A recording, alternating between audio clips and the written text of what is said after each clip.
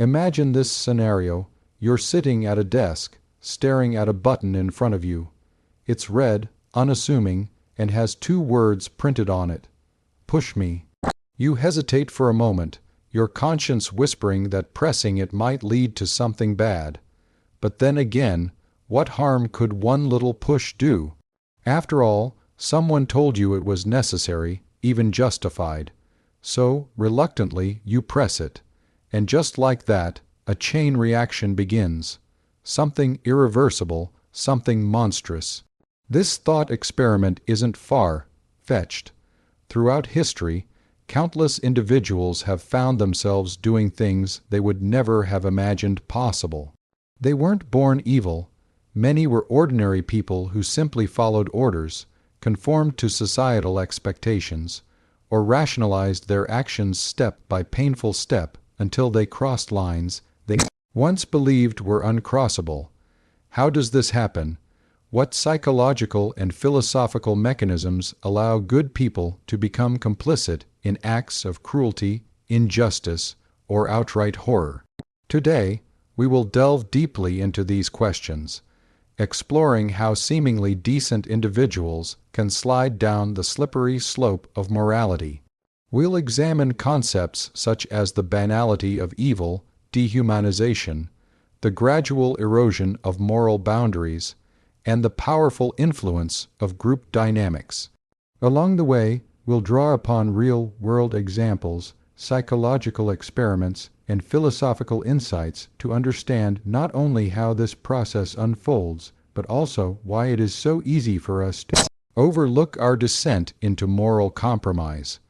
The idea that good people can commit terrible acts has long fascinated philosophers and psychologists alike. One of the most influential thinkers in this area was Hannah Arendt, whose work introduced the concept of the banality of evil. During her coverage of Adolf Eichmann's trial in Jerusalem, Arendt observed that Eichmann wasn't some cackling villain bent on destruction. Instead, he appeared shockingly ordinary, a bureaucrat obsessed with efficiency, following orders without questioning their ethical implications. This revelation challenged traditional notions of evil as something grandiose or extraordinary. According to Arendt, evil often manifests through mundane actions carried out by everyday people who fail to critically engage with the consequences of their behavior. To better grasp the implications of the banality of evil, consider Stanley Milgram's infamous obedience experiments conducted in the 1960s. Participants were instructed to administer increasingly severe electric shocks to another person, an actor pretending to be shocked, whenever they answered questions incorrectly. Despite hearing screams of pain and pleas to stop, over 60% of participants continued administering shocks up to the maximum level, all because an authority figure assured them it was necessary. These findings demonstrated how easily ordinary individuals could be coerced into committing harmful acts when absolved of personal responsibility.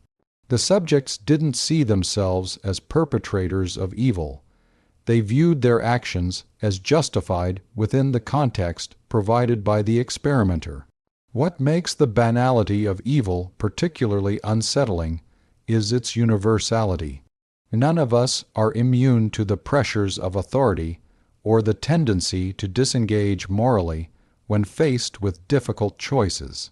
Whether it's blindly adhering to workplace policies that harm others or participating in systems of oppression without fully understanding their impact, the potential for moral blindness exists in all of us. By recognizing this vulnerability, we take the first step toward resisting it. Another critical factor in the transformation of good people into monsters is the process of dehumanization. At its core, dehumanization involves stripping away the humanity of others, reducing them to objects, animals, or abstractions unworthy of empathy or respect. When we view someone as less than human, it becomes significantly easier to justify harming them. Historical examples abound, from wartime propaganda portraying enemies as subhuman beasts to modern day rhetoric demonizing marginalized groups.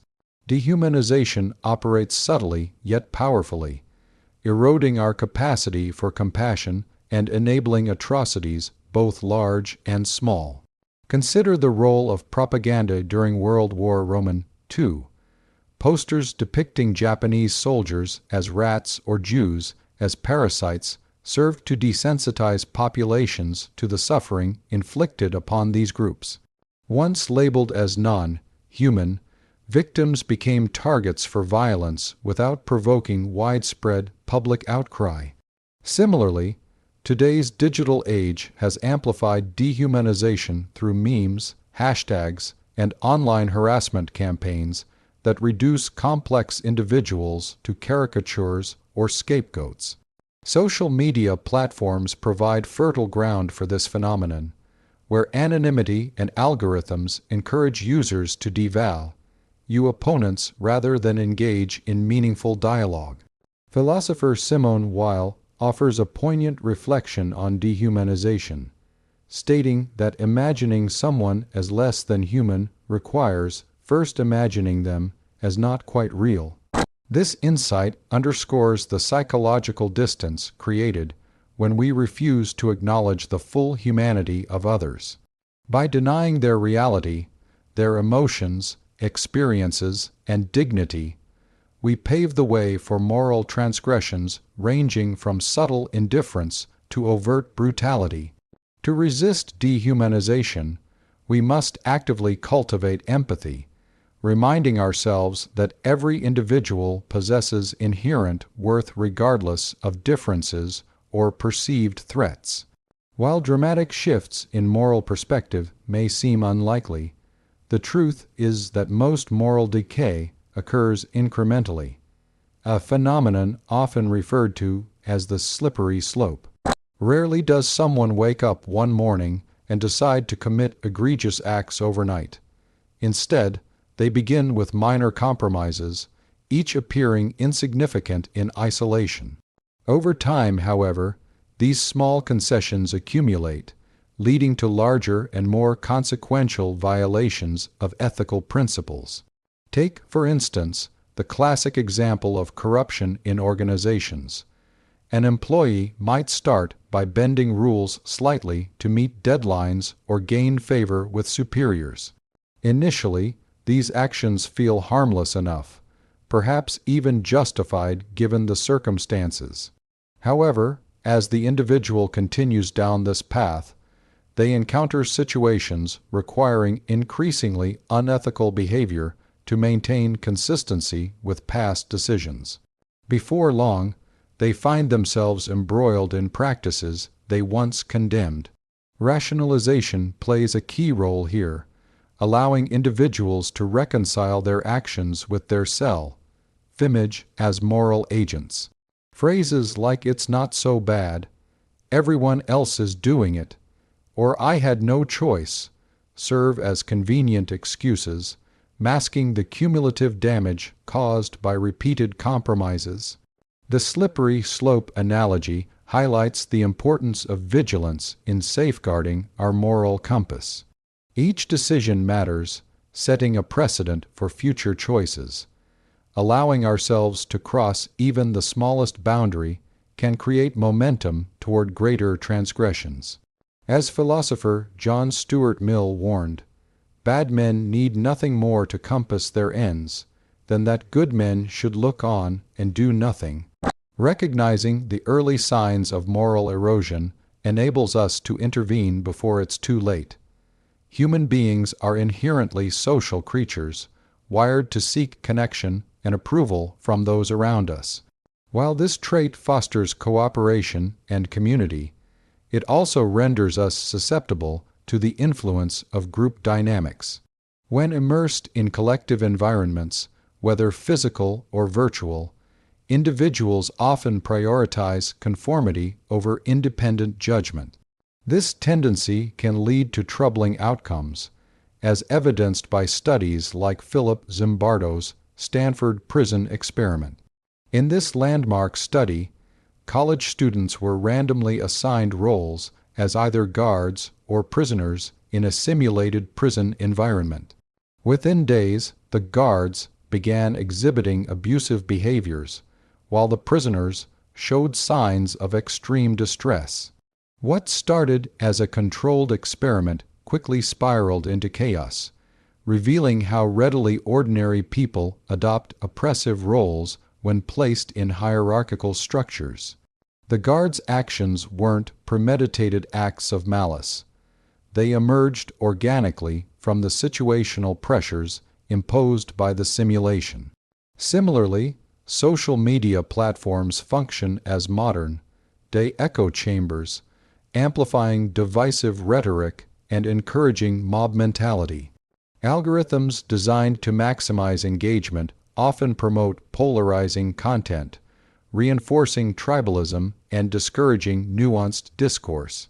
Psychologist Gustave Le Bon described the phenomenon of crowd psychology, noting that individuals lose their sense of identity and accountability when absorbed into a group.